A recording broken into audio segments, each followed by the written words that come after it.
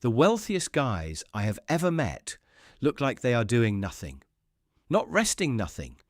The specific kind of nothing that has a book, a walk, and a long dinner in it. And once you understand why real wealth structurally looks boring, you'll stop taking financial advice from people whose lives look exciting. For the next 10 minutes, I'll walk you through the 5 specific reasons real wealth looks boring. Not as a style choice, not as false humility, as a specific structural output of what actually builds wealth. Plus the one rule that tells you in 5 seconds whether your current life is compounding or performing. This one changes how you read every wealth guru you'll ever see.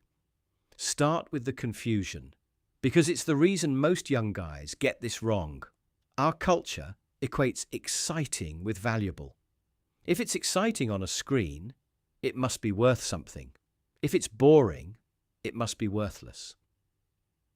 That equation runs through almost every choice a young guy makes about money and career. Wealth building operates on the opposite equation. The things that actually generate money are almost always the boring parts of the interesting jobs. The exciting parts get the attention. The boring parts get the outcome. And once you can see that split clearly, the whole game reorganizes in your head.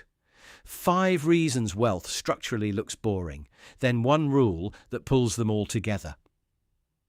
Reason 1. Wealth is a byproduct of decisions made once and repeated for decades. The wealthy don't make a new decision about their money every week. They made a set of decisions once in their 20s or 30s, and they've been running those same decisions ever since. Invest a percentage every month. Never finance a depreciating asset. Say no to the wrong opportunities. Never touch the compounding accounts. Repetition looks boring from the outside. It is boring from the outside. The interesting-looking guy is the one who changes his approach every quarter, chases the trend, reinvents his portfolio. That guy usually ends up with less. The guy who ran the same 3 decisions for 30 years usually ends up with more. The internet cannot film someone repeating a decision. It films someone changing one. That's why your feed is full of exciting-looking people making bad money decisions and empty of the boring guys making good ones. The camera cannot see repetition.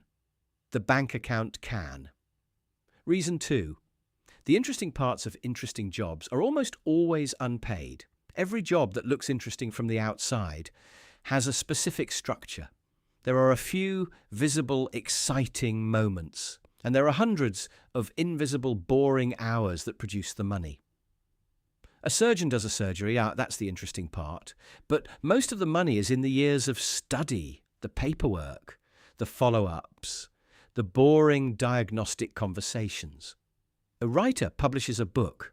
That's the interesting part. Most of the money is in months of quiet drafting. A founder gives a talk, and that's the interesting part. Most of the value was built in years of nobody watching. Same is true of every high-paying job you can name. The interesting parts get the highlight reel. The boring parts get the paycheck. The trap for young guys is to try to have a job that's all highlight reel. Those jobs exist. They usually don't pay. Because if a job is entirely interesting, everyone wants it, and the market pays it nothing. Reason 3. Exciting purchases signal spent money. Wealth is unspent money. This one is almost too obvious to state, and yet almost nobody sees it. Wealth is the money you didn't spend. That's the whole definition. Money you kept, invested, compounded, held onto. Any object that looks exciting to a stranger is, by definition, money that was spent. Money that is no longer yours, in the specific sense that it can no longer compound for you. So the guy with the exciting car has less wealth than the guy without it, holding income equal. The guy with the exciting closet has less wealth. The guy with the exciting vacation photos has less wealth. None of this means you can't spend on the things you love. It means the spending and the wealth are physically opposite. When you see something exciting, you're looking at wealth that used to exist and doesn't anymore. When you don't see anything exciting, you might be looking at wealth that still does. Halfway through the reasons, notice what they have in common. They are all pointing at the same underlying thing. What the camera can see and what the bank account is doing are usually opposite.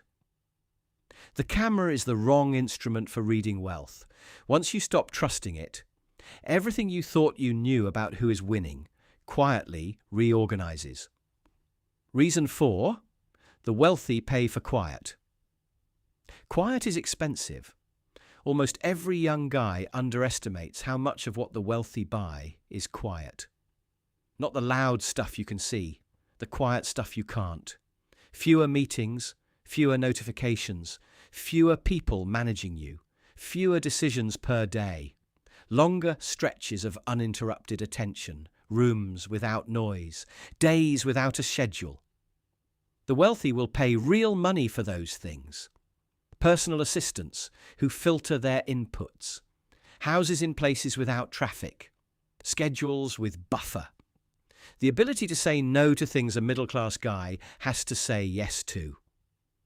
The boring-looking day, the long walk, the 2-hour lunch, the phone that stays in another room, is not what it looks like.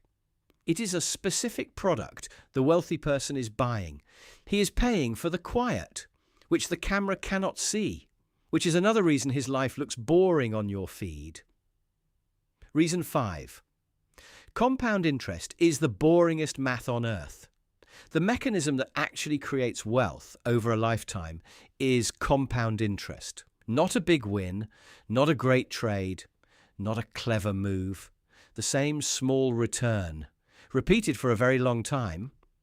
Compound interest is, mathematically, the boringest thing that exists. There is nothing dramatic about 10% a year for 30 years. It doesn't clip well. It doesn't tweet well. Nobody makes a video about the specific Tuesday in year 17 when the math tipped in your favor. But that math is almost the entire outcome. The guys who compounded quietly for 30 years end up with orders of magnitude more. More than the guys who tried to shortcut it with something exciting. You cannot dramatize compound interest. You can only run it, which means the guys who run it look like they are doing nothing to everyone watching. Because the interest is running underneath, invisibly, while their day looks like a walk and a book and a long dinner. So here's the rule that ties all 5 together. If your life feels interesting to strangers, you are probably not compounding. If it feels boring, you probably are. That's the whole test. Run it on yourself, honestly. In the last 6 months, what has your life looked like to somebody scrolling? Was there a lot to see? A lot of exciting purchases, exciting trips, exciting news? Or was there mostly a lot of nothing? The same walks, the same routines, the same automatic contributions, the same quiet work? If it was mostly nothing, that's the signal. You're running the mechanism. Keep running it. If it was mostly something to see, that's also a signal. And the signal is that a lot of the wealth that could have compounded is instead visible. Visible in the exciting things you and the stranger both spent it on. So here's the callback. The wealthiest guys I have ever met look like they are doing nothing. Now you know why. Not because they are unambitious. Not because they are hiding. Because the specific structure of what actually builds wealth produces days that look boring from any angle a stranger could see. You can install this right now in whatever apartment you're in, with whatever job you have, not by becoming wealthy first, by deciding that the boring version of your life is the compounding version, and letting the exciting-looking guys go win the wrong game. The camera cannot see compounding. The bank account can. You get to pick which instrument you trust for the next 30 years. Pick the boring one. Every time. That's the whole answer. The wealthiest guys you'll ever meet picked it decades before you. And they're still picking it today, on some Tuesday you'll never see. If this hit, subscribe. I make one of these a week.